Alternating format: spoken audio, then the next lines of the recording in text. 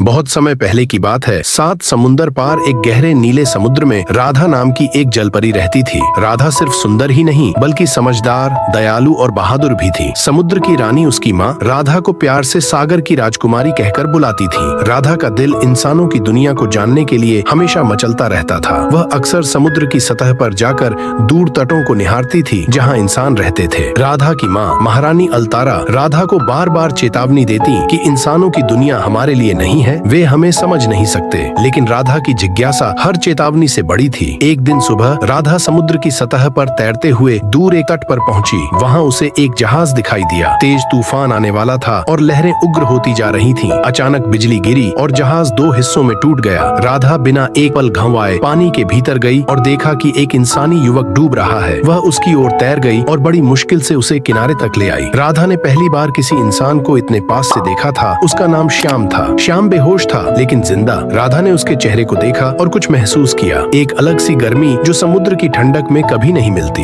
इधर राधा की माँ ने उसकी बदली हुई हालत को देखकर राधा से कहा, तुम इंसानों से दूर क्यों नहीं रहती? तब राधा अपनी माँ से कहती, क्योंकि मुझे उनमें कुछ अलग लगता है माँ, उनमें अच्छाई है और मैं जानना चाहती हूँ क्या इंसान हमें समझ नहीं सकते हैं? महारानी चिंतित हो उठी और बोली, इंसानों से जलपरियों का रिश्ता कभी अच्छा नहीं हो सकता है। लेकिन राधा का मन अब बदल चुका था और राधा ने तय किया कि वह इंसानी रूप धारण करके श्याम से एक बार मिलना चाहती है। इसके लिए राधा समुद्र के अंधेरे भाग में गई जहाँ एक रहस्यमयी समुद्री जादूगरनी रहती थी। जादूगरनी ने राधा को कहा, तुम इंसान बन सकती हो लेकिन इसके लिए तुम्हें अपनी आवाज मुझे देनी होगी। राधा अपनी आवाज देने के लिए मान गई और बोली, बस एक बार मैं प्यार को महसूस करना चाहती हूँ। तभी जादूगरनी ने अपने शक्ति से राधा जलपरी की सुंदर पूंछ को 2 पैरों में बदल गई और उसकी मधुर आवाज हमेशा के लिए खो गई। राधा अब एक साधारण लड़की लगती थी लेकिन उसकी चाल में अब भी लहरों की लय थी। गाँव के लोगों को वह अजीब लगी पर श्याम ने राधा को तुरंत पहचान लिया। राधा वही लड़की थी जिसने तूफान की रात उसे बचाया था। श्याम ने उसे अपने घर में जगह दी, उसकी देखभाल की और दोनों में धीरे धीरे एक गहरा जुड़ाव बनने लगा। राधा कुछ कह नहीं सकती थी पर उसकी आंखें सब कुछ बयां कर देती थीं। श्याम अक्सर राधा से कहता,